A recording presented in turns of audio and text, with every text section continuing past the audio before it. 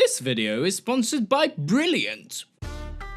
Hello males, females and non-applicables, it's me, your favourite little boy in the whole wide world, NitPix with 2 eyes. Now, a lot of you have been leaving comments about how negative my channel is.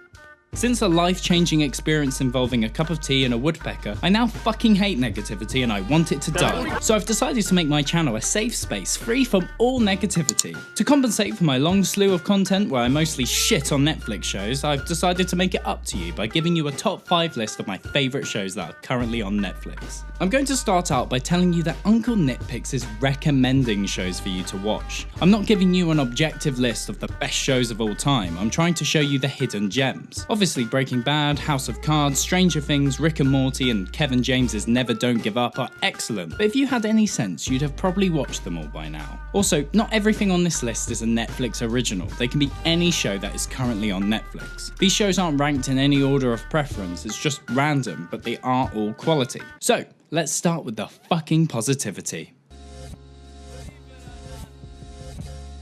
American Vandal is a mockumentary in the style of Making a Murderer, but is mostly inspired by the first season of the podcast Serial. I'm Peter, I'm making a documentary about Dylan's case, kind of like Serial.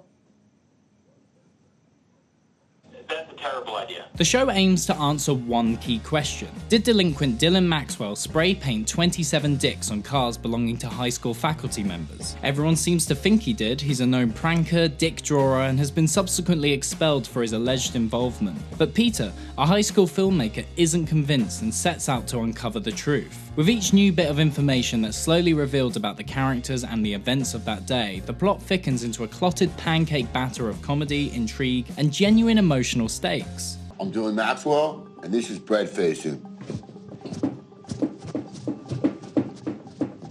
At first impressions from the trailer and premise, American Vandal could be judged as a dumb high school comedy. However, it doesn't take long to realise that this show offers something incredibly special. The high school lifestyle that's presented here is the most realistic I've seen in modern television. This is a show that demonstrates the social nuances of everyday high school interactions. The characters always have justification for doing unethical things, and the lines between friendship groups aren't clearly defined. There is a hierarchy, but it isn't enforced by a dress code or who sits with who in the canteen. It's communicated by who gets invited to a party, how characters interact with each other, and how many likes or followers someone has on social media. Speaking of which, American Vandal is the first show I know of to use social media as a narrative tool to develop characters, forward a plot and reveal hidden truths. It's also particularly impressive how much thought is put into every multimedia aspect of the show. Whenever archive footage is used, there's clearly thought put into what camera would be used, what angle and who would be filming it. You find your feelings for each suspect in the case of the dicks to be constantly fluctuating as you continuously find out new details about each of them. The show balances hilarious character interactions, overly dramatic reenactments and an absurd narrative with what becomes a genuinely engaging and well thought out crime story. You're just continuously questioning who drew the dicks. Fuck you to whoever did. I mean, seriously, like, it's super fucking funny, so that's all chill. All in all, watching American Vandal is like having a drip feed of high school gossip being cathartically pumped into your veins, circulating into your bloodstream and slowly making you more and more addicted, until you've binged it all and you're left feeling empty and used. But luckily, you've got another 4 shows on this list to give your meaningless life a little bit of value. Watching Limmy's show feels like you've been kidnapped by a mad Scottish man on methamphetamine, who just wants to tell you bizarre and surreal stories that make you laugh and feel a bit uncomfortable. In a good way. It's essentially a sketch comedy show entirely from the brain of Brian Limmold, a Scottish comedian who, although looks like an unusually normal man, is very far from that. Limmy's show has an unhinged quality that makes each sketch feel entirely contained and magnetic. It's comedy you'll find yourself quoting and recounting to people endlessly. Can't you go around handcuffing folk and arresting them for a joke? What are you going to do about it? Phone the police? Mate, we are the police.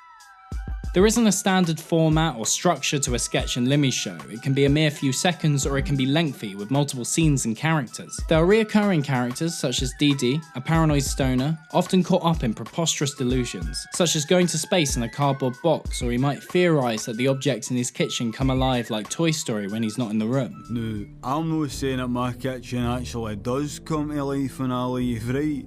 I'm not mental or anything. But see, as I was walking out, See my frying pan? I gave it a wee dunt. These are hilarious, but as an audience we feel pity for Dee Dee. As we watch a mentally ill, socially deprived victim of drug abuse talk to himself, there's a conflicting stew of emotions boiling in our souls. And this is what makes Limmy's show above the standard sketch comedy show. Brian Limalt has had experiences with alcoholism and depression, and he uses these experiences to write tragic characters that evoke empathy and depth. But sometimes Limmy's show just goes balls to the wall with entirely surreal and trippy gags that are so varied and out there that every time a new sketch begins you're in the dark as to what to expect. Not only this, but you have no idea which jokes and sketches may come back and be reincorporated into an episode. There's a sketch in one of the episodes where Limmy is at a cafeteria and asks for a bowl of onion soup, which he starts stirring. As he does this, strange ethereal music plays, and as he stares into the soup we see a very small Limmy sitting on a floaty relaxing in the onion soup. This onion soup thing is based on, I have been really stressed out at times, where I've been so stressed out looking at something and wish I could just vanish right into it. Unlike other sketch comedy shows, which mostly rely on dialogue for humour, Limmy's show has an emphasis on deriving laughs from the editing, sound design and visual styles that can be achieved in filmmaking. 10 minutes after the onion soup sketch, we go back to the cafeteria, and this time Limmy gets a tomato soup, and the context of the joke completely changes. I took this a wee bit for the Shining, you know, when it flashes to the twins that have been chopped up with the axe. There is such an array of creative set pieces and ideas on display with Limmy's show, and if this is the sort of dark, twisted, depraved shit that you'd be into, then give it a go.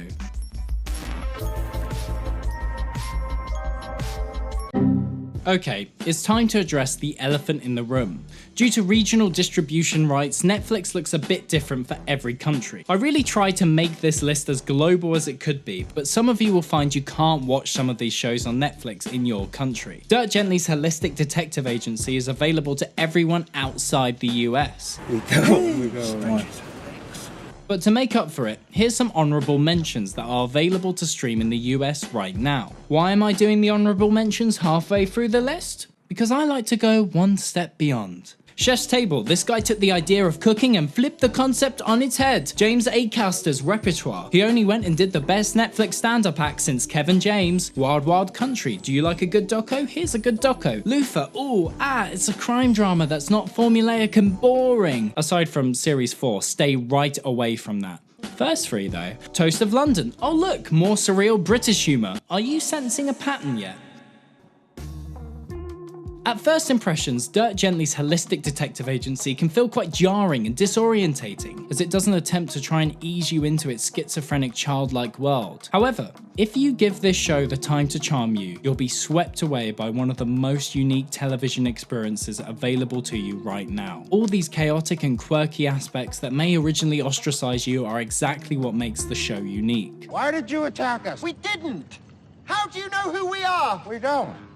Where's the kitten? What kitten? Who's that woman? You don't know her? Do you? Why did you burn my house down? I burnt your house down? In typical detective mysteries, each plot thread that serves to bring the detective closer to solving the case has to be worked for and earned within the context of the story. If our detective is coincidentally at the right place at the right time, this would make for an unengaging story and would be considered lazy writing in most instances. However, Dirk Gently is a holistic detective. This means that those coincidences which would typically be seen as cheap cop-outs are the very crux of the story, since the universe specifically guides Dirk to the clues of the case instead of him working to find them. Max Landis takes a hugely bizarre and complicated mystery plot and writes it in a way where every scene works towards furthering that story. The unpredictable twists and turns provide you with a satisfaction that can only be achieved through a considered and meticulous writing process. This spans an entire series, 6 hours of content, and everything in those 6 hours is important and has a payoff. At the start of the series, certain characters and scenes feel randomly shoved in, but as the narrative progresses, the separate elements start to link together, resulting in a narrative resolution that feels like taking acid and having a life-changing personal epiphany involving a cup of tea and a woodpecker.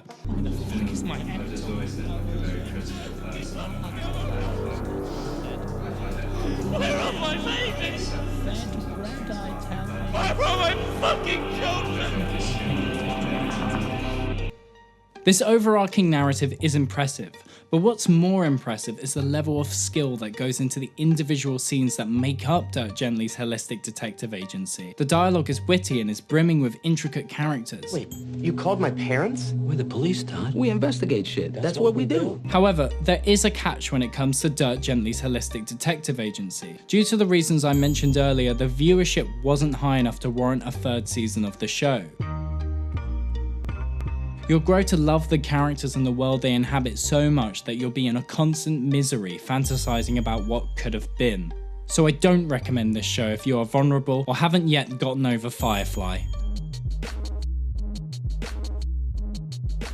Now, we all know what Star Trek is. It's been around since the 60s and has been able to carve itself out as one of the most iconic sci-fi franchises ever. But as far as I know, there aren't a lot of millennials such as myself watching Star Trek The Next Generation. And they really should, because I'm desperate to talk to someone my age about how actually sick it is. With the first iteration of Trek, you are required to approach the show with a grain of salt due to the limitations when it was made. The later iterations feel like they belong in the uncomfortable part of the 90s. But with the Next Generation, it has a timeless quality that holds up to today's standards. The general gist of it is we're hundreds of years into the future where human beings have become fully peaceful, ethical and tolerant. They've developed intergalactic travel and have formed Starfleet, an organisation with the primary goal of spreading peace and uniting the galaxy. The crew of the Enterprise are so bloody efficient. With their protocols and rules, they're calm as fuck and have full confidence in what they're doing all the time. Number 1, you have the bridge. Councillor Troy, would you accompany me to Deck 14 conference room? Worf, see to our guests. The only member of the Enterprise who really fucks up is this guy, and he was there on a Starfleet exchange program and didn't know how to work anything. But the rest of the crew are able to solve the problem in the most efficient way possible. Oh, it's just so satisfying. I love you, Worf! It shows the best of humanity, our empathy, understanding and resilience. It just makes you feel so warm and happy inside. With each episode there is a moral conundrum. A problem presents itself that doesn't have a clear solution. The antagonists are not typical villains that want to take over the galaxy. Their motivations and actions are understandable and relatable. They usually come from a different culture with different values and ideas. Instead of attacking them violently, the Enterprise and you as a viewer are forced to empathize and learn about how these life forms function, ultimately resulting in some juicy themes for you to stick your intellectual teeth into. What about self-awareness? What does that mean? Why am I self-aware? The show is never heavy-handed or preachy with these philosophical narratives. It's just the bottom of the Star Trek sundae. On top of that, you've got a natural build-up of suspense and tension. Even though the show is slightly formulaic, there's always a point in every episode where you feel like the Enterprise is definitely fucked and everyone's going to die. I can gush my creamy British vocal cords all day when it comes to this show, but I'll just say that Star Trek The Next Generation made me a kinder, more selfless human being. And if you want to be a better person, you should watch it too. And all my videos. People Just Do Nothing is an English mockumentary. That's right, I have 2 mockumentaries on this list, and technically 4 out of 5 of them are comedies, but fuck you, I can do what I want, it's my list, it's my channel, it's my— oh shit, I forgot we were trying to be positive. The idea with this one is that we follow a group of the biggest wasters in the country. Some of the most unlikable, frustrating, self-entitled, rude, unintelligent and deluded people ever put into a mockumentary. If you thought David Brent from The Office was as pathetic as an English male could get, you haven't seen MC Grinder. Everyone's like, oh, you should get a job and go get a haircut. Hello, I am a robot. No. Yeah. MC Grinder runs a pirate radio station. Corrupt FM plays garage music all day, every day. And according to Grinder, is West London's most popular station with 10 to 100 fans tuning in at any moment. You don't see Richard Branstone sitting there like, oh, I think I might start a plane company. He went and done it. No matter where Grinder is, he always thinks he's the most intelligent person in the room. He's committed his life to a crappy radio station and acts like the people around him should worship the ground he walks on. He's so unaware that his life is a complete train wreck that you can't help but feel sorry for him and want him to get his shit together. And we are the next Branstones. Exactly. Corrupt FM, the brand. I am corrupt. And then we're going to have I Am Corrupt trains. I'm corrupt plain. No, you don't have to do exactly what he done. That's not the point, is it? In order for cringe comedy to work, the audience have to hope that the characters can change. We have to root for them and want them to do better. This is what People Just Do Nothing excels in. DJ Beats, Grinder's partner in crime, is constantly being manipulated. He's docile and malleable, but is redemptive with his pure loyalty and trust. Chapati G is a man who completely values himself through women and is desperate for any kind of affection. With every advance and subsequent rejection, he becomes more tragic and pitiful. This empathy is created by a perfect mix of exceptional performances and incredibly solid writing.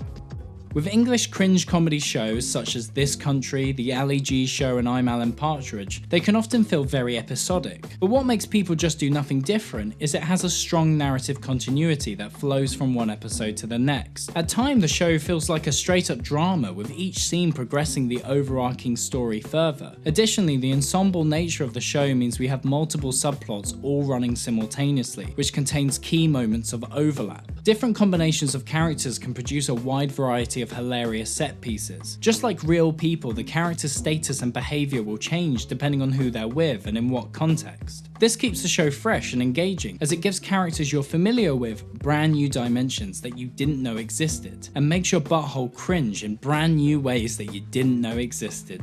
Can I have your cherry? Oh! Take my cherry. Thanks, good. Taste out of my mouth. Yeah. Be gentle. It's my first time. No, I'm not a virgin though. Had loads of sex. The through line with all these shows is that they are doing more than what it says on the can. All of these projects are headed by artists who respect you as a viewer. And so through that respect, they supersede what they need to be. Each of them offering something innovative and pushing the boundaries of their respected area. And because of that, we should give them our money. I promise you won't be disappointed. I mean, I can't promise that because I don't know you as a person, but like, I semi-promise you won't be disappointed.